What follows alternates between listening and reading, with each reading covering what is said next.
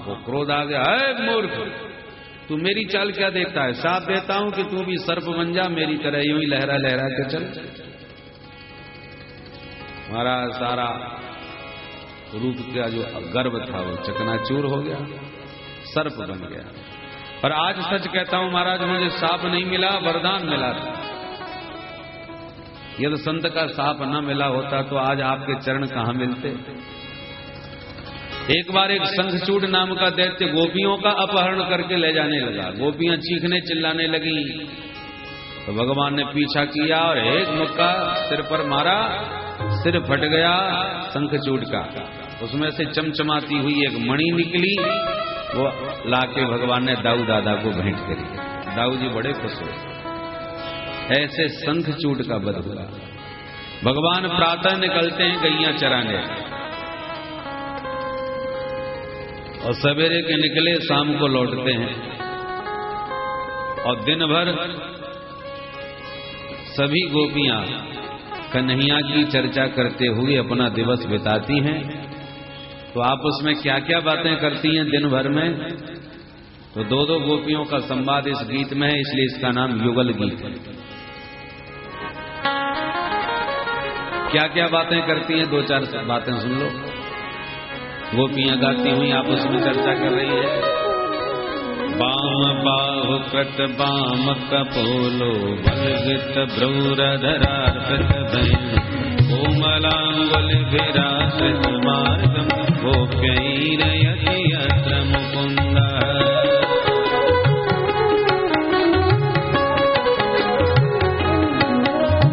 व्योमयान वनिता सहसिद्धैर् विस्मिता शवधार्य सलज्जा काम मार्गण समर्पित चित्ता कस्मलं ययुरपस्मृतनीभ्यः।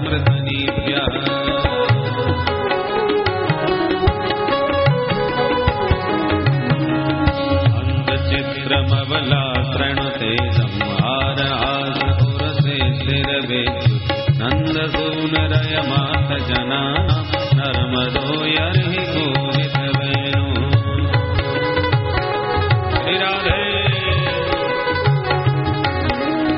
वृंदसो ब्रज प्रजा मृगगावो वेणुवाद्यगत चेतस दंत दष्ट कवलाधत कर्णा निद्रितालिकित चेत्रमिवा।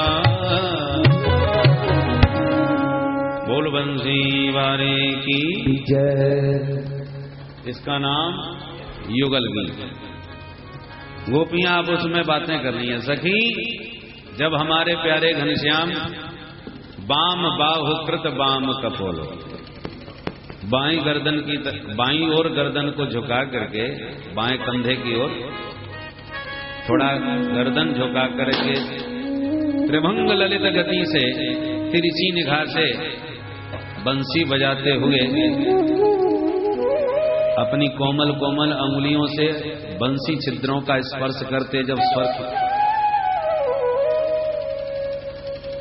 खींचते हैं, स्वर फूंकते हैं बंसी में, कितने प्यारे लगते हैं सखी। दूसरी कहती है, मत पूछ बहन, व्योम यान वनिता सहसिद्धैर्, आकाश में सभी देवांगनाएं अपने अपने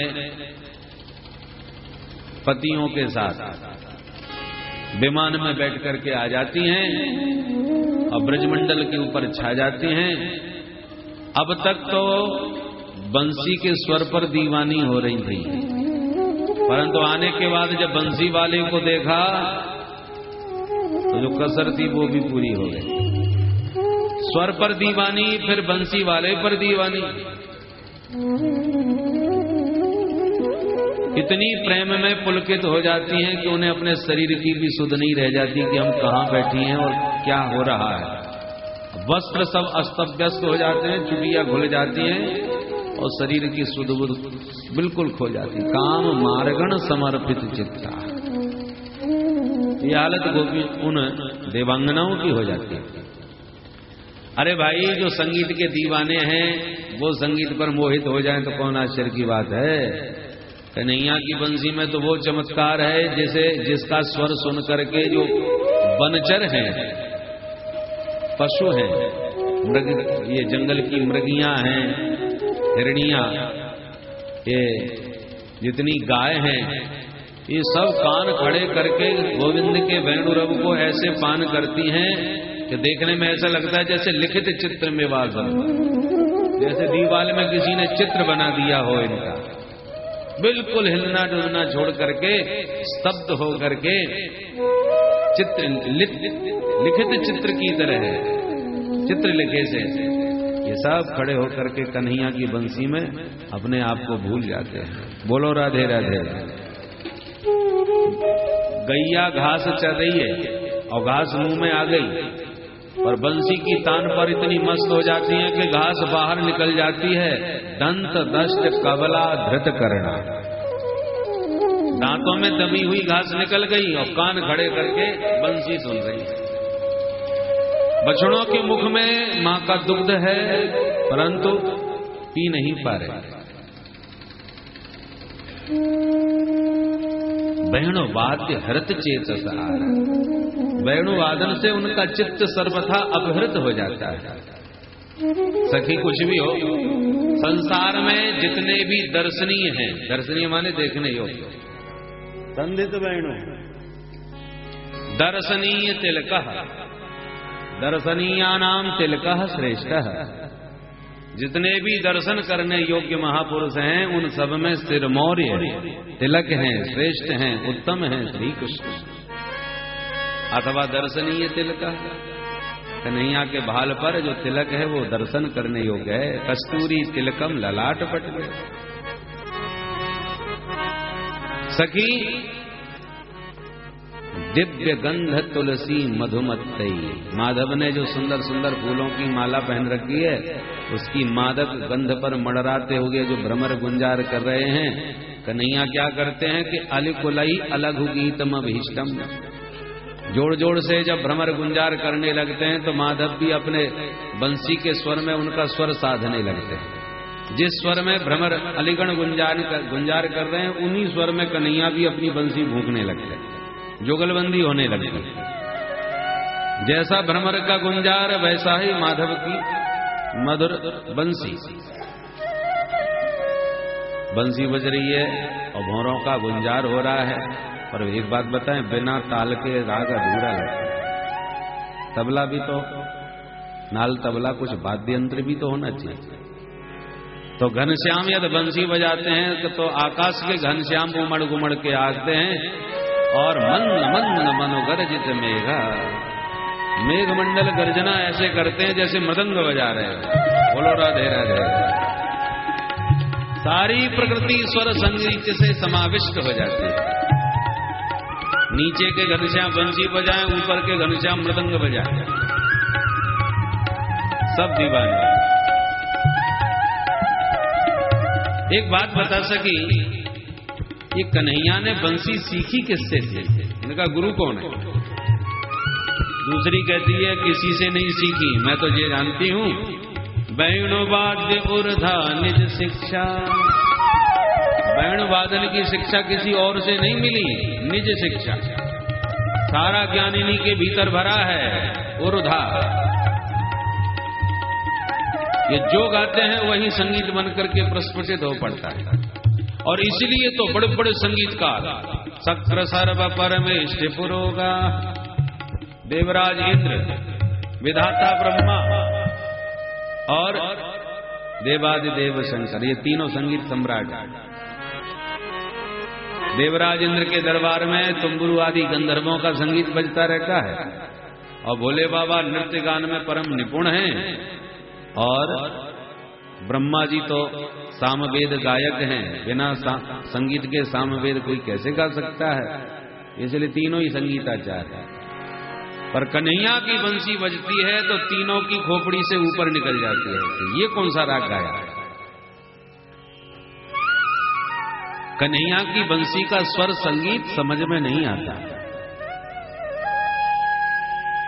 भाई किस ठाट से उत्पन्न हुआ है, आरव अवरोह क्या है, ये कौन सा राग है, अनिश्चित तत्व, कुछ भी समझ में नहीं आता।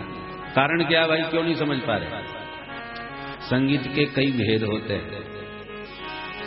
भारतीय संगीत में ही भातखंडे पद्धति अलग है, विष्णु दिगंबर पद्धति अलग है, कर्नाटक संगीत पद्धति अलग है, दक्षिण भारत शैली के संगीत अलग प्रकार का। तो अलग अलग प्रकार की संगीत विधा है। आप अपने एक परंपरा में प्रवीण हो सकते हैं। आप विष्णु दिगंबर पद्धति से पढ़ रहे हैं, आप उसमें महान हो सकते हो। कर्नाटक पद्धति आपको नहीं आएगी, पर हो सकता है कोई ऐसा धुरंधर हो जो कर्नाटक पद्धति, विष्णु दिगंबर पद्धति और भातखंडे पद्धति, सारी पद्धतियां उसे मालूम है, सब गाना बजाना जानता है। परंतु ऐसे धुरंधर संगीतकार के सामने यदि कोई चाइना का संगीत सुनाने लग जाए तो उसकी खोपड़ी में नहीं आएगा। कोई पोप संगीत सुनाने लग जाए तो कुछ पल्ले नहीं पड़ेगा। जापानी संगीत वो क्या जाने, वो भारत के संगीत की विधा जान सकता है। ऐसे ही कन्हैया जब बंसी बजाते हैं तो ब्रह्मादिक देवता आते हैं और ब्रह्मा जी परम निपुण हैं संगीत के, ये बड़े बड़े संगीतकार ध्यान से सुनते हैं। पर कन्हैया जब बंसी में किसी दूसरे ब्रह्मांड का संगीत बजा डालते हैं तो ब्रह्मा जी की झोपड़ी के ऊपर चला जाता है। ऐसा संगीत कभी नहीं सुना भाई, ये कौन सा राग है? अरे ब्रह्मा जी एक ब्रह्मांड के मालिक हैं तो इसी ब्रह्मांड के स्वर संगीत से अवगत हैं, और गोविंद हमारे अखिल कोट ब्रह्मांड नायक हैं, न जाने किस ब्रह्मांड का संगीत अपने बंसी में बजा जा रहे हैं, तो ब्रह्मा जी की खोपड़ी चक्कर में पड़ जाए। इसलिए अनिश्चित तत्वा कसमलम ययुः अनिश्चित तत्वा। इस प्रकार से पूरा दिन गोपियां कभी बंसी की, कभी बंसी वाले की, कभी उनके चितवन की, कभी उनके चाल की, संपूर्ण चर्चा में ही दिवस बिताती हैं। अब कन्हैया की चैन की बंसी वृंदावन में बज रही है, बजने दो। अब थोड़ी देर के लिए हम बेचारे मामा कंस की भी सुन रहे हैं। बोलो राधे राधे। कंस ने अरिष्टासुर नाम का दैत्य भेजा जो बैल बन के आया कन्हैया को मारने। कन्हैया ने उसकी सींग पकड़ करके मुंह को ऐसे मरोड़ दिया जैसे कोई गीले कपड़े को निचोड़ डालता है। सो गोविंदाय नमो नमः। अरिष्ट का बल हुआ। नारद जी ने आके कंस से कहा, सुनो, तुम जिसे नंद का लाला समझे बैठे हो ना, वो नंद का लाला नहीं है, तुम्हारी बहन देवकी का लाल है, वही तुम्हारा काल है। सुनते ही कंस की आंख हो गई लाल और तुरंत तलवार तान के वसुदेव को मारने चल पड़ा। मैं इसे जिंदा नहीं छोड़ूंगा, इसका मतलब इसने मेरे साथ धोखा किया है। निशात मसीमादत्त वसुदेव जिघांसया। जो मारने को दौड़ा नारद जी ने दौड़ के हाथ पकड़ के रोकाए। तब जोश में नहीं होश में काम लो। वसुदेव को जो करना था वो कर चुका, अब तुम्हें क्या करना चाहिए ये विवेक से विचार करो। क्या करूं गुरुदेव? नारद जी बोले, मेरी मानोगे? हाँ मानेंगे। बोले, ये एक एक करके जो भेज रहे हो ये भेजना बंद करो। तो दोनों भैया मिलकर सबको ठिकाने लगा देंगे। फिर बोले, भेजना बंद करो और उनको अपने पास बुलाने की कोशिश करो। जैसी वो आए तो तुम सब मिलकर के ठिकाने लगा दो। अरे वाह गुरुदेव, क्या जोरदार बात कही, आज तक खोपड़ी में नहीं आई, अब मैं ऐसा ही करूंगा। नारद जी समझा करके तुरंत वृंदावन आए कन्हैया से। बोले, प्रभु ऐसा बीज बो के आया हूं, 1-2 दिन में कोई लेने निश्चित आएगा आपको, तो आप चले जाना और सबको एक दिन में ही ठिकाने लगा देना। ये फुटकर काम बंद करो, थोक का काम चालू करो। बहुत दुष्ट भरे पड़े हैं, आप ऐसे कब तक मारोगे? एक दिन में सबकी छुट्टी करें। सब बातें बता करके चले गए। उधर नारद तुरंत कंस ने देवकी वसुदेव को बंधक बना के जेल खाने में डलवाया पुनः, और आपातकालीन मीटिंग बुला करके दैत्यों से परामर्श लिया। बोलो मैं क्या करूं? मेरी समझ में हमें कोई बहुत सोच समझ करके कोई षड्यंत्र रचना हो। केसी नाम का दैत्य बोला, महाराज एक अंतिम मौका मुझे और मिल जाए। वो कृष्णचंद्र और मैं केसी। वो हिंदी का, मैं अंग्रेजी का। कृष्णचंद्र को संक्षेप में अंग्रेजी में बोलते हैं ना केसी, तो मैं केसी हूं, वो कृष्णचंद्र है। एक मौका तो दो। बोले अच्छा दिया। केसी घोड़ा बन करके आया, मुंह फाड़ के खाने को दौड़ा। भगवान ने मुष्टिका बांध के पूरा हाथ मुंह में ठूंस दिया। सो गोविंदाय नमो नमः। एक मुक्के में प्राण ले लिया। केसी का अंत हुआ। एक व्योमासुर भी चला आया, ग्वाला बन के भगवान की मंडली में मिल करके भेड़ चुराने लगा। भगवान पहचान गए, पीछे पीछे पहुंच गए, जिस गुफा में ब्रजवासियों को छुपा रहा था। जैसे उसने गुफा में ब्रजवासियों को डाला सो पकड़ के एक मुक्का जमाया, सो गोविंदाय नमो नमः, व्योमासुर का भी उद्धार कर दिया। कंस ने कहा किसी को जाने की आवश्यकता नहीं, बुलाओ अक्रूर को, उसी को भेजेंगे, वो कृष्ण बलराम को लेके आएगा और बहाना होगा मथुरा के मेला का। हम लोग बहुत विशाल मेला का आयोजन करते हैं, मेला में मल्लशाला का विशेष आकर्षण रखते हैं, उसी में वो मेला देखने आएंगे तो हमारे मल्ल उनको ठिकाने लगाएंगे। सूचना मिली तो अक्रूर जी आए, डरते डरते कंस के सभा में घुसे कि इस दुष्ट ने मुझे क्यों याद किया। जैसी प्रवेश किया, कंस ने खड़े होकर पूरे परिकर के साथ स्वागत किया, हाथ में हाथ मिलाया, आओ आओ मित्र, गृहीत्वा पाणिना पाणिं ततो क्रूरमुवाचः। हाथ में हाथ मिला के आदर पूर्वक अक्रूर जी से चर्चा किया तो अक्रूर जी की धड़कन और तेज हो गई। ये दुष्ट ये इतने प्यार से हाथ मिला रहा है, इतना सम्मान कर रहा है, भगवान जाने क्या होने वाला है। बकरे की बलि चढ़ाने से पहले उसकी पूजा भी खूब होती है। इस दुष्ट का पता नहीं, नवन नीच की अति दुखदाई। हाथ जोड़ के जब कहा सरकार इस दास को आज कैसे याद कर लिया, तब कंस बोला मित्रवत, मैंने एक योजना बनाई है, बहुत विशाल मेला है, विश्व चैंपियन आ रहे हैं, बड़े बड़े मल्ल आएंगे। आजकल कृष्ण बलराम का बहुत नाम चर्चा में है। मैं चाहूंगा कि वो भी इस मेला का दर्शन करें और दो हाथ अपने मौका में ले तो वो भी दिखावे, हमें भी तो पता चले कैसे कैसे वीर बालक हैं। अब अक्रूर जी को समझते देर नहीं लगी इस पापी का क्या षड्यंत्र है। तुरंत बोले सरकार एक बात कहूं, कहो। बोले मनोरथान करोत्युच्चै जनो दैव हतानपि युज्यते हर्ष शोकाभ्याम तथाप्याज्ञां करोमि ते।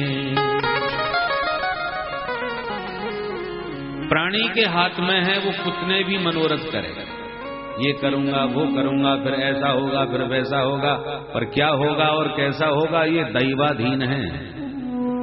मनोरथ जीव के अधीन है और पूर्ति दैव के अधीन है, प्रारब्ध के अधीन है। मुंगेरी लाल के हसीन सपने खूब देखो, पर पूरे हो जाएं तो व्यक्ति खुश और अधूरे रह जाएं तो रोने लगता है। युज्यते हर्ष शोकाभ्याम, मैं तो आपकी आज्ञा का अक्षर से पालन करूंगा, अब होगा क्या वो तो विधाता जाने।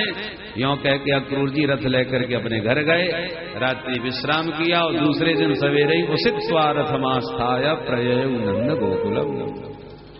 सवेरा होते ही वृंदावन को चल दिए मथुरा से। परथेन गोकुलम प्राप्त सूर्यश्चास्तगिरिं अप। मथुरा से वृंदावन में आते आते सूर्यास्त हो गया। मथुरा से वृंदावन क्या इतना दूर है? दूरी तो कुछ भी नहीं है, फिर समय क्यों लगा? ले अक्रूर जी रथ में बैठे बैठे भावनाओं में बह गए। किम मया चरितम भद्रम किम तप्तम परमं तपः किम बाधाप्यर्हते तत्तम यद्रक्ष्यामद्य केशवम्। अद्य अहम केशवम रक्षामि, आज मैं अपने कृष्ण कन्हैया का दर्शन पाऊंगा। किम भद्रम आचरितम, आज मैंने कौन सा शुभ कर्म किया था? इस जन्म में नहीं, वो तो कोई पूर्व जन्म का भाग्योदय हुआ है, वो ये सौभाग्य प्राप्त होने वाला है। मुझे तो अभी भी विश्वास नहीं हो रहा क्या सचमुच में कृष्ण दर्शन को जा रहा हूं वृंदावन। ममैतक दुर्लभम मन्य उत्तम श्लोक दर्शनम। विश्वास नहीं होता कि सचमुच मुझे दर्शन मिलेगा, दुर्लभ है। परंतु यह दर्शन मिला तो ममाद्या मंगलम नष्टम, जितने जन्म जन्मांतर के अमंगल हैं सब नष्ट हो जाएंगे। उन प्यारे प्रभु का दर्शन पाते ही सारे जीवन भर के अनंत जन्मों के सुकृत उदय हो जाएंगे, क्योंकि उनका दर्शन तो बहुत दुर्लभ है। योगी ध्येयांघ्रि पंकजम, योगींद्र जिनके अंघ्रि पंकज का ध्यान किया करते हैं और एक झलक मिल जाए तो अपने को धन्य मानते हैं, ऐसे हैं श्री कृष्ण। और कंस के द्वारा भेजा जा रहा है तो कंस का दूत मान करके कहीं मेरी उपेक्षा तो नहीं कर देंगे? नहीं नहीं, ऐसा होगा नहीं। प्रभु अंतर्यामी है, सबके भावों को जानते हैं। मैं तो पहले इस कंस को ही धन्यवाद देता हूं जिसकी कृपा से आज कन्हैया से मिलने जा रहा हूं, नहीं तो मैं क्यों जाता। कंस ने बुलवाया, रथ में बैठाया और कहा कि चले जाओ, उसी के भेजने पर तो जा रहा हूं। कंसो वताद्या कृतवेत्य अनुग्रहम, सचमुच कंस ने विशेष अनुग्रह किया मेरे ऊपर। रथ चला जा रहा है वृंदावन की ओर, फिर भी मुझे विश्वास नहीं हो रहा कि मैं सचमुच वृंदावन में पहुंच पाऊंगा, गोविंद के दर्शन कर पाऊंगा। अरे क्यों नहीं होगा। इतने में कुछ मृगों का झुंड दाहिनी तरफ से भागता हुआ निकल गया। शुभ शकुन हुआ। अरे लगता है ये मृगों का झुंड शुभ संकेत दे रहा है कि मुझे दर्शन पक्का मिलेंगे, निश्चित हो गया। द्रक्ष्यामि नूनं सुकपोलनासिकं स्मितावलोकारुणकंगलोचनं मुखं मुकुन्दस्य गुडालकाव्रतं प्रदक्षिणं मे प्रचरन्ति वै मृगाः। नूनम निश्चितम द्रक्ष्यामि, निश्चित रूप से मुझे गोविंद का दर्शन मिलेगा। कैसे होंगे प्यारे? सुकपोलनासिकम, बढ़िया गोल गोल रसगुल्ला जैसे तो गाल होंगे उनके, सुंदर तोता की चोंच की तरह झुकी हुई नासिका होगी। कंजलोचनम, बढ़िया कमल जैसे विशाल उनके लोचन होंगे। मंदस्मित मुखमंडल होगा, मुस्कुराते होगा। देखा आज तक नहीं, पर कल्पनाओं में भगवान के मुख कमल की झांकी का दर्शन कर रहे हैं। भाई भगवान की झांकी में या तो चरणों से ध्यान किया जाता है, संचिंतयेत् भगवत शरणारविंदम, अथवा ऊपर से नीचे की तरफ कस्तूरी तिलकम ललाट पटले, पर न ऊपर से न नीचे से अक्रूर जी की दृष्टि में ध्यान सीधा कपोलों से जा रहा है। द्रक्ष्यामि नूनम सुकपोलनासिकम, पहला ध्यान कपोल पर क्यों गया भाई? क्योंकि अक्रूर जी जहां भगवान की महिमा को जानते हैं उसके साथ साथ ये भी समझ रहे हैं कि वो मेरा भतीजा है, मैं उसका चाचा लगता हूं भाई। अब चाचा होने के नाते भतीजा का संबंध जो है वो वात्सल्य परिपूर्ण है, बेटे जैसा होता है भतीजा। और जब बच्चों पर बहुत प्यार उमड़ता है तो सबसे पहले उसके गाल को ही पकड़ा जाता है, कपोलों पर ज्यादा वात्सल्य बरसाया जाता है। इसलिए पहली दृष्टि भी अक्रूर जी की कपोलों पर ही गई, वात्सल्य की अधिकता। सुकपोलनासिकम स्मितावलोकारुणकंजलोचन। तो इस प्रकार परिकल्पना में इतने डूब जाते हैं, भावनाओं में इतने बह जाते हैं कि आनंद की समाधि लग जाती है। घोड़े भी शांत खड़े हो जाते हैं, कई घंटों तक सोचते रहते हैं बैठे बैठे। जब होश आता है तो फिर हाँक देते हैं, 4 कदम घोड़े बढ़े के फिर आनंद में डूब जाते हैं। परिणाम ये हुआ कि सवेरे के चले मथुरा से, शाम को पहुंचे वृंदावन। सूर्यास्त गिरिम पर सूर्यास्त हो गया। कन्हैया गौचारण करके लौटे थे और घर आकर के गौशाला में गैया दुहने की तैयारी कर रहे थे दोनों भैया। इधर अक्रूर जी का रथ प्रविष्ट हुआ वृंदावन में। गोधूली बेला भगवान के चरण चिन्ह ब्रज वसुंधरा पर देख करके तो आनंद उमड़ पड़ा, रथ से कूद पड़े और उस ब्रज रज को बार बार उठा के अपने शरीर में लगाने लगे। ये देखो मेरे प्रभु के चरण चिन्ह वज्र अंकुश ध्वजा आदि से विभूषित हैं। प्यारे की कोई भी वस्तु मिल जाए वो प्यारे के समान ही प्रिय लगती है। अभी कन्हैया नहीं मिले, कन्हैया के चरण चिन्ह मिल गए तो वो भी कन्हैया जैसे ही गए। इतना प्यार उमड़ पड़ा। जैसी भागे मिलने को तो दोनों भैया दूर से गौशाला की तरफ गोदोहन के लिए जाते दिखाई पड़े। ददर्श कृष्णम रामं च ब्रजे गोदोहनं गतौ पीतनीलांबरधरौ शरदंबुरहेक्षणौ। ऐसा प्रतीत होता है जैसे शरद पूर्णिमा पर दो चंद्रमा एक साथ उदय हो गए। शरदंबुरहेक्षणौ पीत नीलांबर धरो। दाऊ जी का रंग गोरा है तो नीलांबर ओढ़े रहते हैं, और कन्हैया तो स्वयं नील वर्ण के हैं तो पीतांबर ओढ़ते हैं। पीत नीलांबर धरो। ऐसे दोनों युगल का दर्शन करके दौड़ पड़े और गोविंद के पाद पद्मों में लिपट गए। भगवान ने बरबस लिए उठाए और जबरदस्ती उठा करके हृदय से लगाकर, अरे मेरे चाचा जी आ गए, चाचा जी आ गए। और बड़े प्यार से दोनों भैया हाथ पकड़ के नंद भवन में लाए, ऊंचे आसन पर बैठाए, चाचा जी के चरण धुलाए, निवेद्य गाम चाचाए गौ माता का दर्शन कराए, अतिथि पूजन करके भोजन करा के सुंदर अतिथि कक्ष में विश्राम दिलाए। और दोनों भैयाओं ने फिर बैठ करके चाचा जी के चरण दबाए। अक्रूर जी के तो आनंद का ठिकाना नहीं रहा। भगवान भक्त वांछा कल्प तरु हैं। भक्त भगवान से जितनी कामनाओं को लेके जाता है, भगवान उससे ज्यादा उसकी मनोरथ की पूर्ति करते हैं। जैसा जैसा सोच के आए थे अक्रूर जी, उससे कहीं ज्यादा भगवान ने उनको आदर दिया। चरण दबाते बोले, चाचा जी अब बताइए अचानक कैसे आना हुआ? मथुरा में सब राजी खुशी है? कोई जवाब नहीं दिया अक्रूर जी ने। भगवान बोले, ओहो प्रश्न गलत हो गया। क्यों? किम न कुशलम प्रक्षे एधमाने कुलामय। किसी को कैंसर पैदा हो जाए, हॉस्पिटल में उसको भर्ती कर दिया जाए और कहा जाए कि बस बहुत सीरियस कंडीशन है। अब आप उनसे मिलने जाएं और कहो, जाते ही कहें, कहो साहब मौज में हो, तो ये कितना विचित्र लगेगा। अरे भाई मौज में होता तो हॉस्पिटल में क्यों होता? किम न कुशलम प्रक्षे। ऐसे रुग्ण व्यक्ति से क्या कुशलता पूछना? मैंने प्रश्न ही गलत कर दिया चाचा जी आपसे। अक्रूर जी बोले, बिल्कुल ठीक कहा प्रभु। मथुरा के देह में यादवों के शरीर में ये जो कंस रूपी कैंसर पैदा हो गया है, ये दिनों दिन बढ़ता जा रहा है। सरकार तुरंत आप चल के इलाज करो, मैं इसलिए स्पेशल डॉक्टर लेने आया हूं। ये ऑपरेशन आपके ही हाथों होगा, आप ही इसका इलाज कर सकते हैं और तुरंत करना पड़ेगा, नहीं तो ये और भयानक होता जाएगा।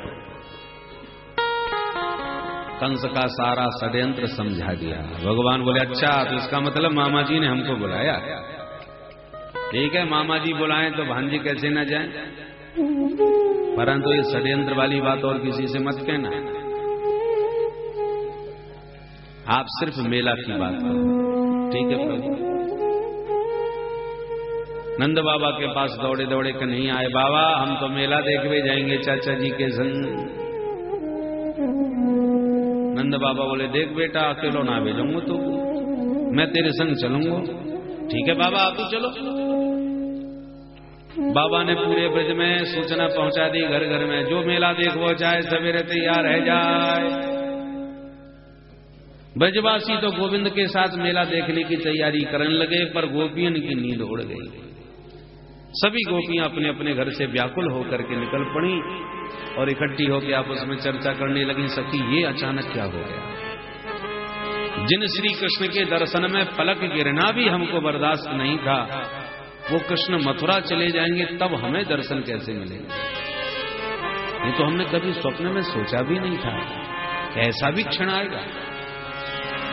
एक कहती है सखी, हमारे तुम्हारे सोचने विचारने से कुछ नहीं होता, होता वही है जो विधाता ने भाग्य में लिख दिया। अब तो सभी गोपियां विधाता को दोष देने लगी, विधाता भी कैसे कैसे विधान बनाता। अहो विधाता स्तवन क्वचित् दया संयोज्य मैत्र्या प्रणयेन देहिनः ताश्चाकृतार्थान् वियुनञ्च पार्थकम् विक्रीडितं तेर्भक्चेष्टितं यथा विक्रीडितं तेर्भक्चेष्टितं यथा। अरे विधाता, तब न क्वचित दया, तेरे भीतर बिल्कुल भी दया नहीं। चाहे जिसका संयोग करा दिया, चाहे जब चाहा वियोग करा दिया। तेरा स्वभाव तो हमें एक अर्भक चेष्टितम यथा, एक अर्भक जो जन्ने से बालक होते हैं वो उन जैसा व्यवहार रखता है।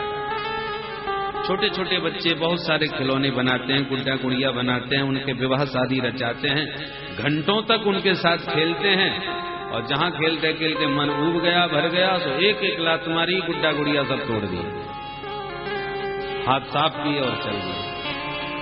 उनको बनाने में भी आनंद आया, खेलने में भी आनंद आया, और फोड़ने में भी वही आनंद आया। विधाता, हम तो तेरे पुतले हैं, हम सबके साथ तू अपने मन से जैसा मन होता वैसा खेलता है, कभी संयोग कभी वियोग। विक्रीडितं तेर्भक्चेष्टितं यथा।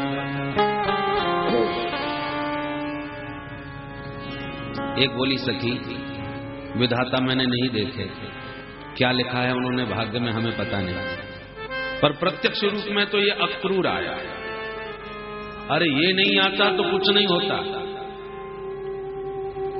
मेरे को तो आश्चर्य होता है इसका नाम किसने रखा है। नाम है अक्रूर, और हृदय से कितना क्रूर है। इसका नाम तो क्रूर होना चाहिए। जो व्यक्ति किसी की हत्या कर दे वो बहुत क्रूर होता है, पर उससे भी बड़ा निर्दयी क्रूर वह होता है जो मारता नहीं है, पर पटक करके जिंदे व्यक्ति की आंखें निकाल के ले जाता है। तो जीवित प्राणी की आंख निकालने वाला कितना क्रूर व्यक्ति होगा। क्रूरस्त्वमक्रूरसमाख्ययास्मनस् चक्षुर्हि दत्तं हरसेवताज्ञवत्। इससे बड़ा निर्दयी कौन होगा। एक बोली सच्ची, यदि हमारा दुर्भाग्य है तो मथुरा वासियों का आज कल से सौभाग्योदय होगा, क्योंकि कल से घनश्याम की सुंदर छटा उन्हें देखने को प्राप्त होगी। सुखम प्रभाता रजनीयमासे सत्या बभूवु पुरयोषितां ध्रुवम्। श्री कृष्ण के मुख कमल का दर्शन जिन नयनों से किया जाए नेत्र तो वे ही सफल है, सौभाग्य उन्हीं का सार्थक है। अक्षणवताम फलम इदम, नयनों के बल तो हमारे श्री कृष्ण ही है। एक बोली मैं जाने दूंगी तब ना, क्या करेगी तुम? बोले मैं रथ को पकड़ लूंगी, देखती हूं कैसे ले जाएगा अक्रूर। जैसा कि तूने ऐसा कुछ किया तो लोग तेरा मजाक उड़ाएंगे, और बूढ़े बुजुर्ग ये जो ससुर और जेठ तुम्हारे जो वयोवृद्ध लोग हैं वो क्या सोचेंगे तेरे बारे में, कैसी बाबरी है ये, तेरी बदनामी हो जाएगी ऐसा तूने कुछ सबके बीच में किया तो। अरे सब लोग उनको विदा करेंगे, उस सबके बीच में तू ऐसा कुछ करेगी तो तेरी अपकीर्ति हो जाएगी। ब्रजबाला कहती है सखी, जब प्राण प्यारे प्रियतम जा रहे हैं तो लोक लाज भी चली जाए उन्हीं के साथ, इसको भी रखे क्या करेंगे। निवारयाम समुपेत्य माधवम किं नो करिष्यन् कुल वृद्ध बांधवा। कुल के वृद्ध बांधवों को जो करना हो सो करे, जिसको जो कहना हो सो कहे, पर निवारयाम, मैं रोकूंगी। इस प्रकार सारी रात गोपियां चर्चा करती रही, कुछ समझ में नागत किया क्या जाए। एवं ब्रुवाणा विरहातुरा भृशं ब्रज स्त्रिया कृष्ण विसक्त मानसा विसृज्य लज्जां रुरुदोस्म सुस्वरं गोविंद दामोदर माधवेति। हे गोविंद, हे दामोदर, हे माधव, भगवान के विविध नामों का गान करती आर्त होकर के सब गोपियां बिलखने लगी। समस्त लज्जा को त्याग कर विसृज्य लज्जा, जैसे तैसे रात कटी। प्रातः हुआ, नंद बाबा तो बैलगाड़ियों में सामग्री सजा करके चल दिए। नित्य कर्म से निवृत्त दोनों भाई जैसे ही चलने के लिए अक्रूर जी के रथ में आरूढ़ हुए, जैसी रथ पर बैठे कि दौड़ पड़ी सब गोपियां और घेर लिए गोविंद के रथ को। ब्रजबालाओं की व्याकुलता निहार कर भगवान ने रथ को रोका और खड़े होकर के समस्त ब्रज गोपियों को समझाने लगे, सांत्वना प्रदान। तास्तथा तद्गतिं वीक्ष्य स्वप्रस्थाने यदुत्तम सांत्वयामास सप्रेमयि रायास्य इति दौत्यकैः। सांत्वयामास, प्रीति पूर्वक भगवान ने सांत्वना प्रदान करी गोपियों को। देवियों, आयास्य इति दौत्यकैः, अरे 1-2 दिन में लौट के आ जाऊंगा, 2 दिन की बात है। आज जा रहा हूं, कल मथुरा का मेला देख लूंगा, परसों अपने घर वापस आ जाऊंगा। उसके लिए आप इतनी अधिक क्यों हो रही हैं? गोपियों ने देखा कि ये तो स्वयं जाने के लिए उतावले दिखाई पड़ रहे हैं। सखी, जब इनका ही मन जाने का है तो हमें रोकना उचित नहीं होगा। जिसमें ये प्रसन्न, हम उसी में प्रसन्न। तत् सुख सुखित्वम, प्रेम में और काम में बस यही अंतर है। बहिरंग दृष्टि से तो दोनों एक से लगते हैं, एक कामी पुरुष और एक प्रेमी पुरुष। बाहर से तो एक से लगते हैं, अंतर क्या है? दोनों एक दूसरे को प्रेम सुख प्रदान करने का प्रयास कर रहे हैं। जिसमें ये सुखी हों उसी में हम सुख। बस इनका मुखमंडल ऐसी मुस्कुराता रहे, ये सदा प्रसन्न चित्त बने रहें। यदि प्रियतम की प्रसन्नता का प्रयास है तो प्रेम है, और प्रियतम से अपने सुख की चाह है तो काम है। स्वसुख सुखित्वम का भाव है तो काम, और तत्सुख सुखित्वम का प्राधान्य है तो प्रेम है। काम की सर्वत्र निंदा है शास्त्रों में, पर प्रेम की सर्वत्र प्रशंसा है। कुब्जा जब कन्हैया को रोकती है अपने यहां, तो सुखदेव जी उसको डांटते हैं। दुर्भगे दमयाचता, वो दुर्भागिनी प्रभु को एक दिन और रोकने की याचना कर रही है। अब देखिए, कुब्जा जब रोकती है अपने घर में कन्हैया को एक दिन और रुक जाओ, तो डांटते हैं सुखदेव जी। गोपियां जब रोकती हैं तो उनकी महिमा गाते हैं, प्रेम में। कारण क्या है? कुब्जा के भीतर काम है, गोपियों के भीतर विशुद्ध प्रेम है। गोविंद का प्रेम ही बड़ा दुर्लभ है। कुब्जा तो हमारी दृष्टि में तो बहुत उत्तम है, श्रेष्ठ है, क्योंकि भगवान से प्रेम तो कर रही है। प्रभु में साधारण रति भी हो तो बड़ी बात है। रति 3 प्रकार की होती है: साधारण रति, समंजसा रति, समर्था रति। साधारण रति का मतलब स्वसुख सुखित्वम, आपसे मिलकर हमको बहुत अच्छा लगता है, बहुत सुख है। बस आप ऐसी हमारे पास आते रहा करो, मिलते रहा करो, हमको बहुत आनंद आता है। तो अपने आनंद और सुख की चाह से हम मिल रहे हैं, तो ये साधारण रति है, जिसमें स्वसुख का प्राधान्य है।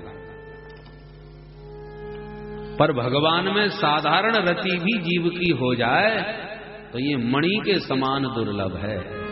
जैसे किसी को मणि मिल जाए, मणि मिलना बड़ा मुश्किल काम है, और मिल जाए तो बड़ा भागी। तो भगवान में साधारण रति हो जाए तो मणि जैसी प्राप्ति, साधारण रति। दूसरी है समंजसा रति।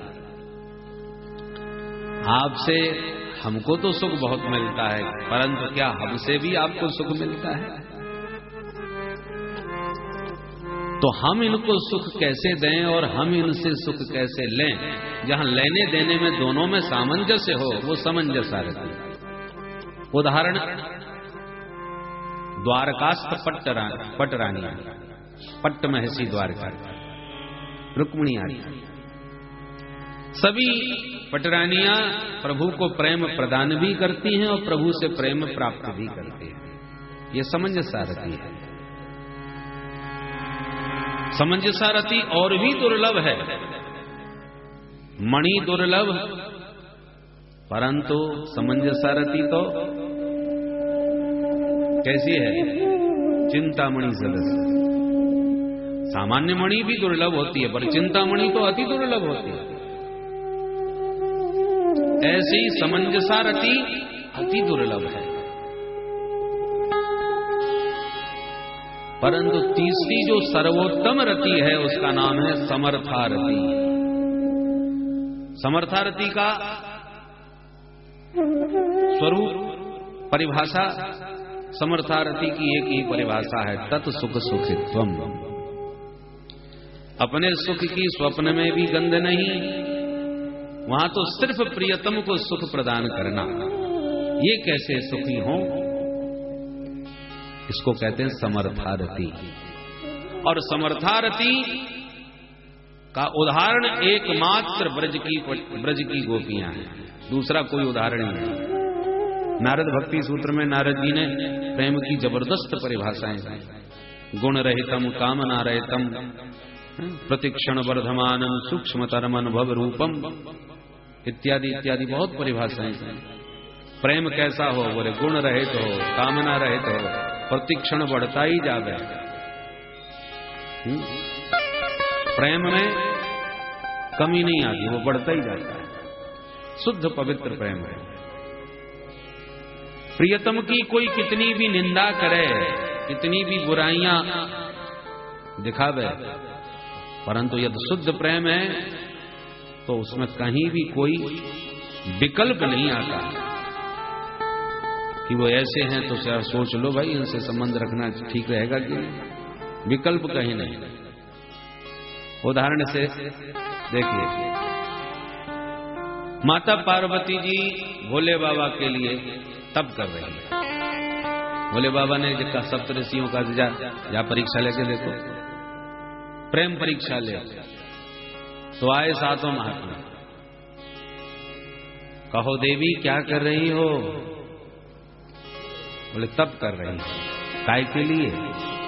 वर प्राप्ति के लिए। किसको वर बनाना चाहती हो? बोले भोले बाबा को।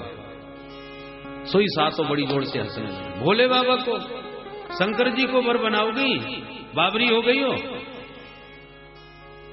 ये बताओ, तुम उनके बारे में कुछ जानती हो? बोले हाँ सब जानती हो। अरे कुछ नहीं जानती। एक शादी करी थी सती के साथ, बेचारी को आत्महत्या करके मरना पड़ा। मर गई, क्यों अपने जीवन को झोंक रही हो संकट में? उसके पास घर परिवार कुछ है नहीं, मरघटा में रहता है, चिता भस्म का पाउडर लगाता है, नरमुंडों की माला पहनता है, सांप बिच्छू के आभूषण है, भूत प्रेत उसके संगी साथी। तो मैं ये ऐसा वर सुझाया किसने? ये बताओ, किसने कहा था? बोले मेरे गुरुदेव हैं नारद जी। बोले वाह, गुरुजी भी खूब मिले। अपना घर तो बसा नहीं पाए, तुम्हारा घर बसाएंगे।